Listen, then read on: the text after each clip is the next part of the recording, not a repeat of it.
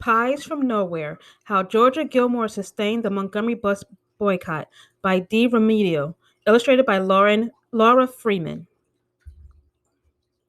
When Georgia Gilmore was a young girl, she lived on a farm in Alabama where she fed the pigs and milked the cows. Georgia did her best to listen to what her mother taught her. Think twice before doing anything you might regret, and never hate anyone. Georgia grew up and soon had a family of her own. She did plenty of cooking along the way, and when it was time for something sweet, she knew just what to do. She blended butter and sugar in a bowl to get her homemade pound cake started, and then add tea bags to a pot of water for a batch of sweet tea. Georgia was the cook at the National Lunch Company in downtown Montgomery, Alabama. Because of segregation laws, the restaurant counter was separated into two sections: one side for white customers, one side for black customers. Georgia knew it was wrong, but that was the way things had always been. On December 1st, 1955, Georgia was working at the restaurant when a news alert came over the radio. A black woman named Rosa Parks had been arrested for refusing to give up her seat on a bus to a white passenger as the law demanded. Already a civil rights activist, Rosa was tired of giving in to rules that were unjust, and she wasn't the only one. The next day, an association of black women distributed a flyer asking people to boycott public transportation on Monday. It said, "Please stay off all buses." Georgia watched as buses drove down the street one after another, empty. Because she'd been treated poorly by the white drivers so many times before, Georgia hadn't ridden the bus for 2 months. Still, she wanted to be part of the movement she saw growing. Not long after, she went to the Holt Street Baptist Church to hear Reverend Ralph Abernathy and Dr. Martin Luther King Jr. speak. The church was full. The crowd overflowed onto the street outside. Large speakers had been set up so thousands more could hear. Dr. King spoke about doing good things for one another. He talked about freedom, unity, equality. We are determined here in Montgomery to work and fight until justice run down like water and righteousness like a mighty stream. Those were things Georgia believed in. She was willing to fight for them. So Georgia decided to help the best way she knew how. She worked with a group of women in her community, and together they purchased the supplies they needed: bread, lettuce, and chicken.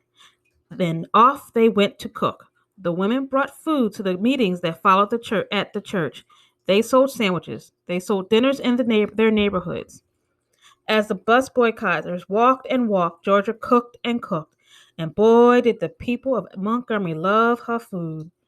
Georgia's group donated the profits from their sales to the Montgomery Improvement Association, which helped fund the boycott.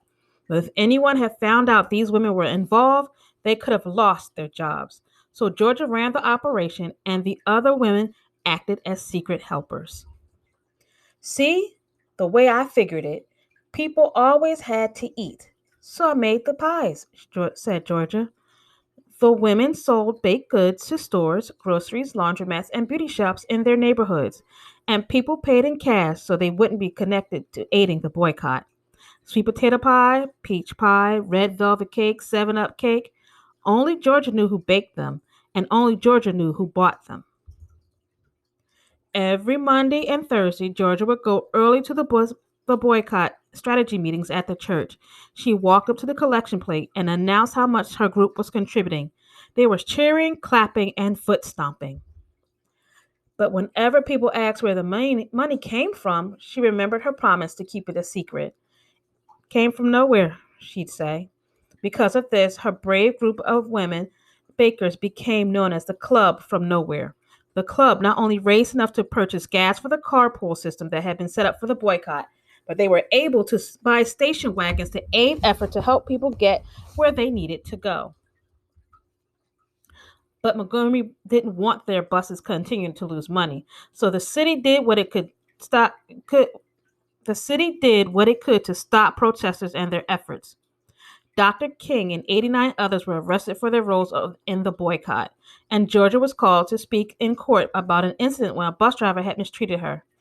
After she had already paid, the driver demanded she get off and enter from the back of the bus, as black riders were forced to do at that time. When I reached the back door and was about to go on, he shut the back door, and pulled off. And I didn't even ride the bus after paying my fare. So I decided right then and there I wasn't going to ride the buses anymore, Georgia testified. Georgia knew what she was doing was the right thing by standing up for her fellow protesters, but news of the trial spread across the country like wildfire.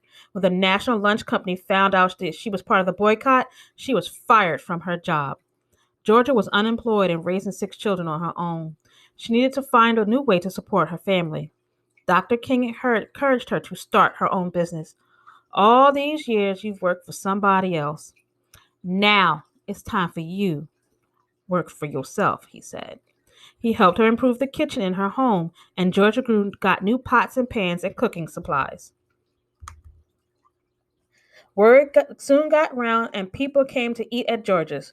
When they came to her house for a meal, they would eat wherever they could find a seat, and if they couldn't find a seat, they'd eat standing up.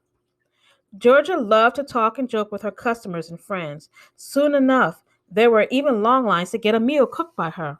People ordered meals for delivery too. Georgia was making hundreds of lunches every day. She packed up fried chicken, black-eyed peas with okra, fresh corn muffins, and apple pie and sent her kids out to deliver them.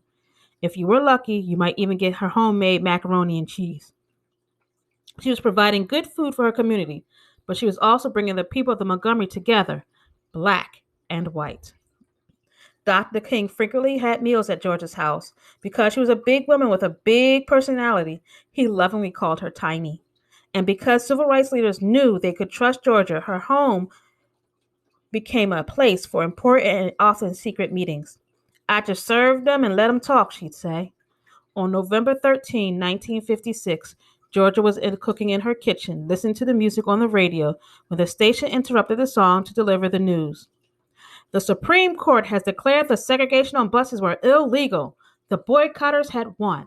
Georgia was thrilled. People could ride the bus and sit anywhere they desired. At the next church meeting, Georgia sat in her seat and listened to Dr. King announce that the Montgomery Bus Boycott was a success. We didn't have to walk no more, said Georgia. Even before Martin Luther King Jr. got up there and told us it was over, we knew it was over, and we knew we had won. Still, there would be more battles to fight, so Georgia Gilmore kept right on cooking.